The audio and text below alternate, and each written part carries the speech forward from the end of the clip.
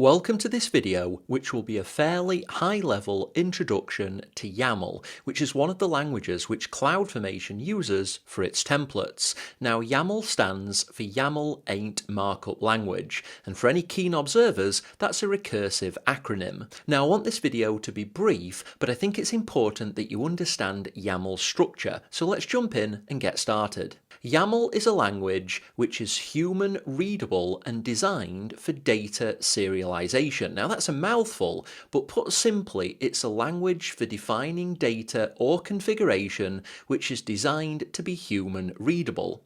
At a high level, a YAML document is an unordered collection of key value pairs separated by a colon.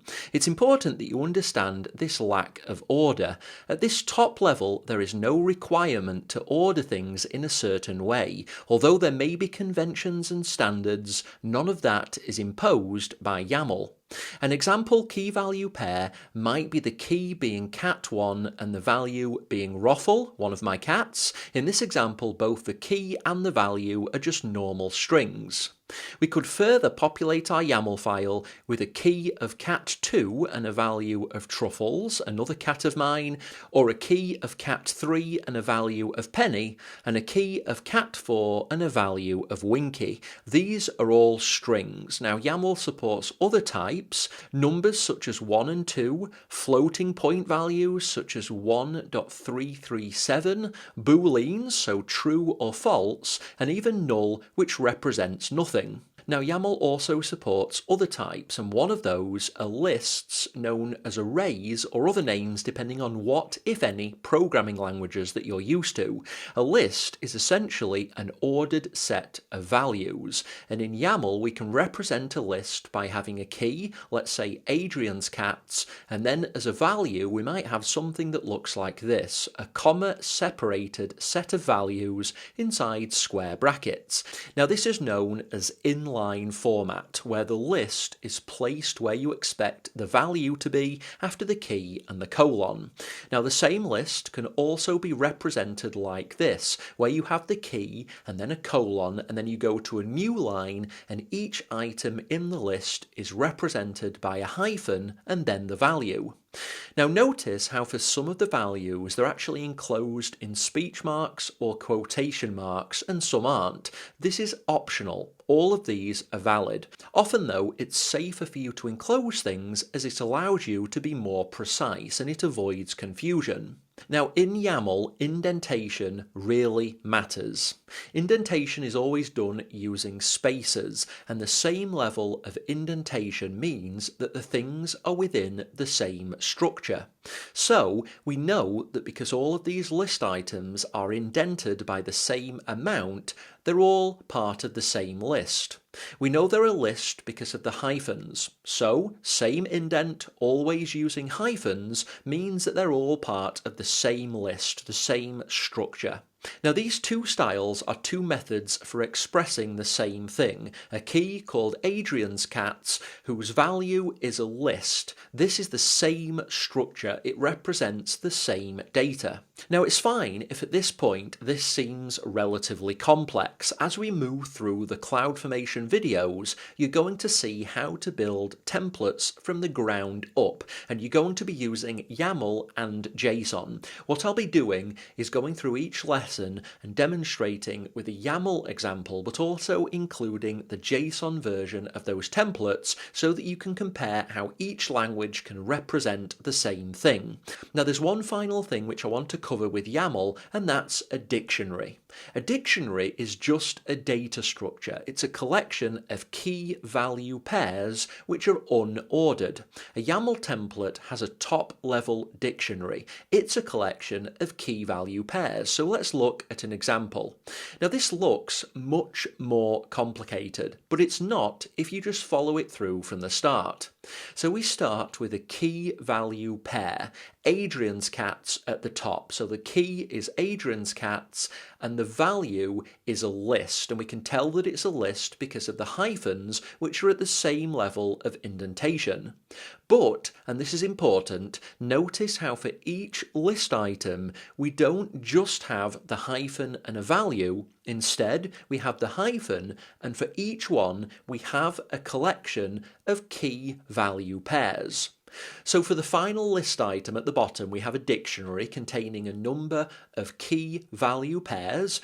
The first has a key of name with a value of Winky, the second a key colour with a value of white, and then for this final list item, a key num of eyes and a value of 1. And each item in this list, each value is a dictionary, a collection of one or more key value pairs. So values can be strings, numbers, floats, booleans, lists, or dictionaries, or a combination of any of them. Note how the colour key value pair in the top list item, so the Ruffle dictionary at the top, its value is a list. So this structure that's on screen now, we have Adrian's cats, which for a value has a list. Each value in the list is a dictionary. Each dictionary contains a name key with a value, a colour key with a value, and then the third item in the list also has a num of eyes key and a value. Now, using YAML key value pairs, lists, and dictionaries allows you to build complex data structures in a way which, once you have practice, is very human readable. In this case, it's a database of somebody's cats. Now, YAML can be read into an application or written out by an application, and YAML is commonly used for the storage and parsing of configuration, including, which is relevant here, for AWS CloudFormation. Now let's take a look at a CloudFormation specific example. This is a very simple CloudFormation template, and you're going to get a lot of practice working with YAML, so don't worry if at this stage it still seems a little bit complex. This example is a YAML template, so at a top level it's a dictionary of key value pairs. All you see on this example is the resources key, but in a CloudFormation template there are others such as parameters, outputs, conditions, and many more which we'll be talking about in future CloudFormation videos. I just want you to understand that the resources key value pair is one of potentially many top-level key value pairs within a CloudFormation template. So we have resources, and for the resources value, we have a dictionary of key value pairs. We know this because the first one, S3 bucket, is indented, so it belongs within resources. Now again, you only see the one here, which is S3 bucket, but in most CloudFormation templates, there would be other resources. Now with YAML, indentation matters, so each level of indentation shows what it belongs to. So S3 bucket is a dictionary inside resources. Type and properties are inside S3 bucket, but note they are at the same level. So type and properties are both key value pairs inside S3 bucket, and then bucket name is a key value pair inside properties. And again, you're going to get lots of practice with this, so just try to focus on the main concepts at this point. So we have resources as a key value pair. The value is a dictionary with one key value pair, S3 bucket.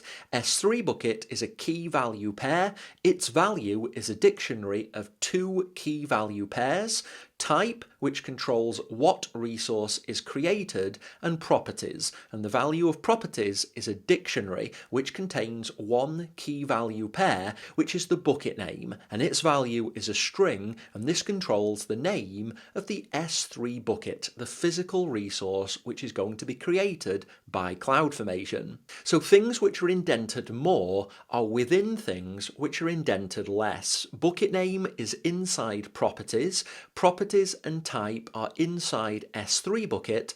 S3 bucket is inside resources, and resources is a top level key value pair within the YAML template.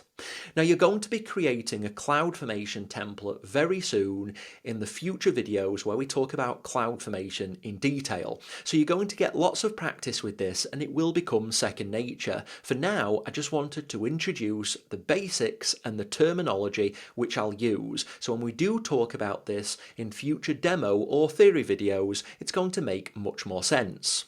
For now, thanks for watching. Go ahead, complete the video, and when you're ready, I'll look forward to you joining me in the next.